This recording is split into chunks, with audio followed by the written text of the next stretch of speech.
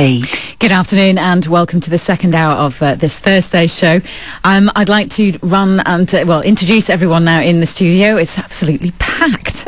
Carlo, of course, is with me as always every Thursday. Once again, good afternoon to you, Carlo. Good afternoon to you. 4001 is the text message number. First of all, though, if you would like to join in the discussion this afternoon, do feel free also to give us a call on 423 1010. It's our weekly debate. It's our roundtable discussion every Thursday from 1 till 2. And what I'll do first of all is introduce everybody, and then we will go through just some of the questions that we will be talking about this afternoon. We're welcoming back to the studio Christian Mariot, who is Managing Director of Samuel Creations Middle East. Good afternoon to you, Christian. Good afternoon. With a room of gentlemen this week. Slightly different landscape for you. Next to Christian, we're joined by Craig Plum, who is the Head of Research for the MENA region for Jones Lang LaSalle. Craig, good afternoon. Yeah, good afternoon, Siobhan. Next to Craig, we have Philippe Barreto, who is the Development Director at Accor Middle East. Philippe, good afternoon. Welcome. And then we have Marco Haitonen, who is the Area Vice President for Residor Hotel Group. Good afternoon to you, Marco. Good afternoon, Siobhan. So welcome, gentlemen, to the discussion. And what's interesting, perhaps we'll start with some statistics and then we'll tackle just some of the questions that we're going to be talking about. We're talking about the hospitality industry. What is the likely performance of hotel development market in the next 10 years? Where does Dubai stand on the international market? Is it going to continue to be a hospitality hotspot? And in order for it to do that and to retain its consistency, how is it going to react to the current trends or the current market? And of course, about interior design.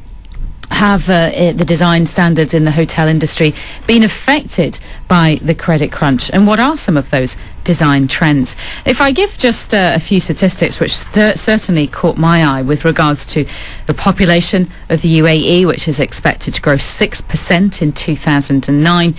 And in fact, it's got still one of the highest population growth rates in the world. But it's also set incredibly ambitious targets of attracting 15 million tourists by the year 2015. 15 million tourists. These are quite phenomenal and staggering statistics. Is the hotel industry up for that? Are we going to have an oversupply of hotel rooms? And how is the tourism industry affected, of course, again, by the global economic climate? Well, let's start, if we can, with Craig Plum from Jones Lang LaSalle, who has got quite a substantial amount of research on this very subject about the supply coming up as far as the hotel industry is concerned. Now, Craig, can you sort of supply us with some of these statistics and what's the likely number of hotels that we're going to see coming onto the market? Certainly, before I go into that, I'd just like to frame it. I think Jones Lang LaSalle's view is that Dubai will very much remain a major tourism and hotel hub. We see it strengthening its role. Clearly, there is a lot of new supply coming on, but as you said earlier, there is also increased demand.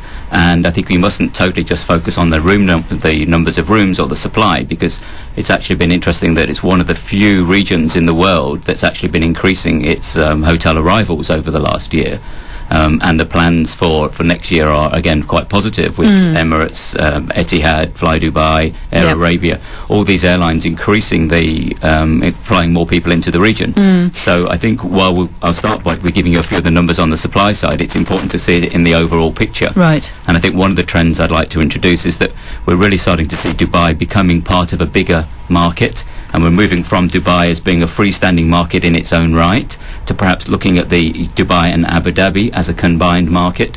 As the two cities get closer together, as more the travel time between the two gets less, we're seeing those two markets increasingly becoming together. So I think over the next few years we'll start to see more joint trips, Abu Dhabi, Dubai, and that market merging into one. I mean, you said this market merging into one, but that will surely depend upon the hotels themselves and that strength of competitiveness, or maybe not necessarily competitiveness, but collaboration not just with the hotels, but with the tourist operators, the tour operators. But certainly, as a combined region, it offers a lot more in terms of an offer for the tourists, both from a business and a leisure perspective. And it's broadening that leisure offer, broadening that hospitality offer, which I think will support additional rooms.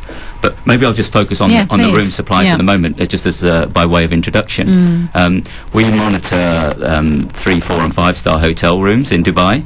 And as at the end of Q3, the end of September, the current stock was about 40,000 rooms in those categories. That is increasing quite quickly. There's another 18,000 rooms planned for the next 3 years. So that's something like a 46% increase in room supply. So going from around 40,000 to around 60,000 in broad numbers clearly is a significant additional supply being brought into the market over a 3-year period. Can you break down that 46% though? I mean, is that, you said 3, 4 and 5-star hotels. Is that equally dispersed across those stars? Well, one of the things that I'm sure the discussion we'll talk about today is that the market is becoming more competitive, but it's also becoming more segmented. So it's important not just to see that as one market, but indeed to see that there are different segments, both in terms of 4, 5 and 3, 4, 5-star, but also in terms of positioning, in terms of business hotels and leisure hotels, and beach hotels and downtown hotels. So really the market is more than just the overall. We must start to see it in a segmented way. But just to answer your question, what we are going to see is an increased supply of mid-market hotels. Currently the market has been very dominated by the top upper tier. end. And what we're seeing over the next few years is that while there'll still be a lot of the luxury brands coming in, there'll be more in the mid-market, and we think that's where the opportunity lies to diversify the offer, to bring more mid-market product into Dubai. Is that going to detract from the business of the top end though? Well, I think it's a different market, clearly. It's going to increase it's going to broaden the offer, and it's going to appeal to a wider base. I think one of the problems with the market has been it's been a little bit one-dimensional in terms of maybe overly focused on the top end. And I think that is going to change, and I think that's a positive thing. And there'll be a number of new brands coming in to target that middle sector of the market. Is this a corrective measure by default? Because when I think of Dubai in the early days, I mean, it was very top end. It was being proposed as a destination with sun and sea. It was luxury. It was the Arabian dream. And of course, side by side with the selling of the Arabian dream, you had all of the conferences that were in the market. So people were coming into the market for business, but staying at these top end luxury hotels, which I don't believe had a kind of, terribly business-focused attitude. So given that that's what was happening before, is this now a corrective measure that's kind of by default because the market is so oversubscribed with hotels? The market is becoming more competitive, and obviously the occupancies have fallen, but we mustn't forget that it is still one of the better markets, both from a regional and a global perspective. There is still, it has performed quite incredibly strongly over the last few years. We've had occupancy rates in the mid-80s. Now they are coming down, and our forecast for occupancy rates for this year are around 70%. So clearly there is more supply coming on, and the prices and the RevPARs have adjusted accordingly. But so the market is clearly adjusting to the new circumstances. Yes. Have you got any research on the actual rates? The price rates in comparison to perhaps other countries around the world? I mean, 5-star rating, a 5-star hotel, and compared to a 5-star hotel, what would be a comparison with Dubai? Maybe somewhere south of France or somewhere in the States. How does it compare price-wise? Please. Well, I'd say that Dubai, in terms of the revenue per available room, in Dubai compared to the European cities or Asian main hotspots is really strong and very good. We are still in year-to-date cumulated performances on $150 of revenue per available room in Dubai.